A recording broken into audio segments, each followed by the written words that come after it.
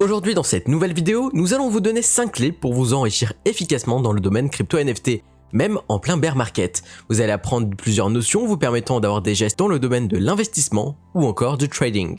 Mais avant de commencer, je vous invite à rejoindre notre club d'investisseurs Meta Investor qui vous apportera de nouvelles connaissances autour de la crypto, de l'immobilier ou encore de la bourse. Le lien du Discord est en description. J'espère que vous êtes prêts, c'est parti. Lorsque vous souhaitez vous intéresser à tous les marchés existants, vous devez définir votre profil.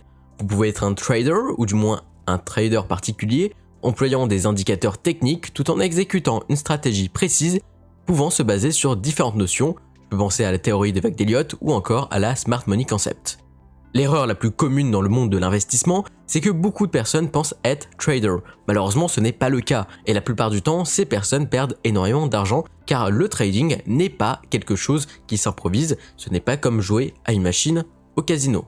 Dans un cas opposé, une personne qui n'a pas le temps ou les connaissances pour du trading, mais qui souhaite faire travailler son argent, peut prendre le profil d'investisseur.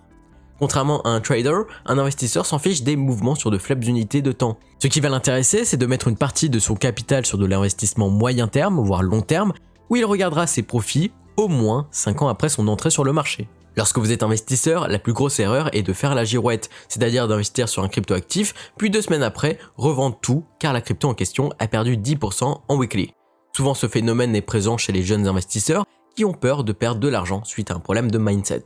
Du coup, ils répètent ce même phénomène encore et encore jusqu'à perdre tout leur capital, voire même jusqu'à s'endetter. Si vous souhaitez investir sur le marché crypto NFT, investissez ce que vous êtes capable de perdre. Alors oui, je sais que personne ne veut perdre, mais il est mieux de mettre une quantité d'argent que l'on est prêt à perdre, puis faire finalement un x100 que de tout perdre et de devoir vendre sa maison, sa partenaire, les enfants et le chien, suite à d'énormes dettes qui se sont accumulées dans le temps pour une raison quelconque. Aujourd'hui, avec le bear market, vous avez la chance d'avoir des points d'entrée très bas sur l'Elrond ou encore le BTC et d'autres cryptos. En étant de simples investisseurs, vous n'avez pas les compétences ni l'expérience pour analyser le marché et définir des points d'entrée ultra précis. Ainsi, votre objectif est d'avoir un prix d'entrée moyen intéressant où vous devez investir un petit peu chaque semaine ou chaque mois. Par-ci par-là, même si on parle de 10 € par semaine, c'est toujours ça de prix. Dans un second temps, que l'on soit trader ou investisseur, il est très important de faire des recherches sur la crypto ou le projet NFT qui vous intéresse. Les articles, les contenus sur YouTube ou bien sur Twitter, c'est chouette pour découvrir des projets, mais le plus important c'est de faire des recherches vous-même. Il est très important de lire les divers white papers, d'analyser les tokenomics, de regarder les ambitions du projet en question. Bref, l'objectif est de comprendre l'utilité d'une crypto ou d'un NFT en particulier. Pour le cas des NFT, si vous ne connaissez rien à l'art et à la collection d'œuvres modernes, évitez les simples NFT artistiques, apportant pour vous en fait le simple espoir que sa valeur va augmenter dans le temps, telle une toile de Picasso. Concentrez-vous sur des NFT qui ont une vraie utilité autour de vos hobbies. Si vous adorez les jeux vidéo, concentrez-vous sur les divers NFT liés à des jeux vidéo play to earn. Finalement, votre expérience de joueur vous permettra de comprendre si le projet en question a du potentiel. Ou par exemple, si vous êtes un passionné de la nature, vous pouvez explorer les collections de NFT conçues par des startups apportant des solutions pour l'environnement. Bref, le principe derrière l'investissement dans un NFT ou dans des NFT, c'est de connaître la valeur dans le futur des différents projets en fonction de votre hobby. Vous allez être en meilleure posture pour comprendre ou connaître le marché. Par exemple, je ne connais absolument rien en musique, par contre peut-être que vous connaissez le domaine de la musique et surtout du business de la musique, vous permettant ainsi de comprendre la valeur des NFT, du projet Gala Music et ainsi de suite. En tout cas, le plus important est de comprendre l'utilité des produits et des services que propose une entreprise via la blockchain, la crypto ou encore les NFT, vous permettant d'investir sur des pépites qui vont pump dans le futur. Dans ce troisième point, nous devons parler de risk management et de stop loss, qui sont finalement 2 points différents en fonction de votre profil. Lorsque vous êtes un jeune trader, vous placez normalement votre stop loss là où votre scénario peut être dit comme invalide, ce qui va liquider votre position, vous permettant de limiter vos pertes. Tandis que le risk management va plus se tourner autour du ratio perte et gain.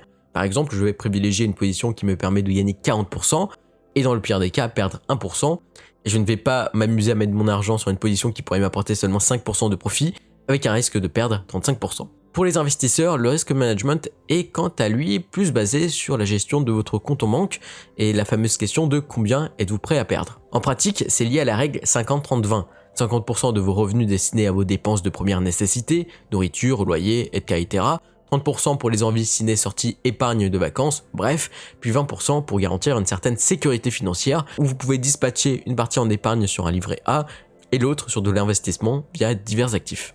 Pour le stop loss, c'est une notion plutôt difficile en tant qu'investisseur, vu que c'est très compliqué et peu recommandé sur des cryptos comme le Bitcoin par exemple, vu que votre position s'étalera sur le long terme, donc le cours va rebondir à un moment ou un autre, quoi qu'il arrive. Par contre, sur des stablecoins algorithmiques, cela pourrait vous sauver en le mettant sur une zone de prix de type 70 cents.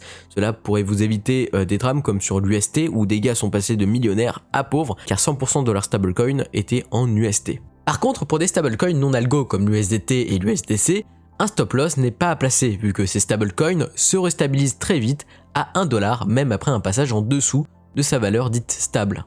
Par contre, je vous invite vraiment à diversifier vos cryptos, que cela soit vos cryptos exposés au cours ou même vos stablecoins, c'est-à-dire avoir 50% d'USDT, 50% d'USDC, ça permet de sauver quelques meubles en cas de gros problèmes. Dans le cadre des NFT, un stop loss est très difficile à placer. Si une annonce sur un projet que vous suivez est à votre sens nocive pour son futur, il faut vite bondir sur une vente immédiate de votre NFT détenu. Et c'est ce que j'ai pu faire dernièrement après une conf Discord sur le projet Big Time, où quelques heures après ma vente, eh bien le marché des terrains Spaces dégringolait plutôt violemment suite à la session de questions-réponses avec la communauté qui n'a pas été maîtrisée.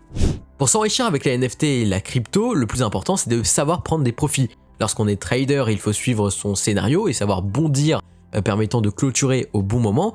Mais attention à ne pas clôturer, puis ensuite voir que le cours repart à la hausse, ouvrir à nouveau une position pour qu'au final le cours reparte à la baisse, et dans 98% des cas, la personne en question n'a positionné aucun stop loss, vu que sa position n'a aucun point stratégique.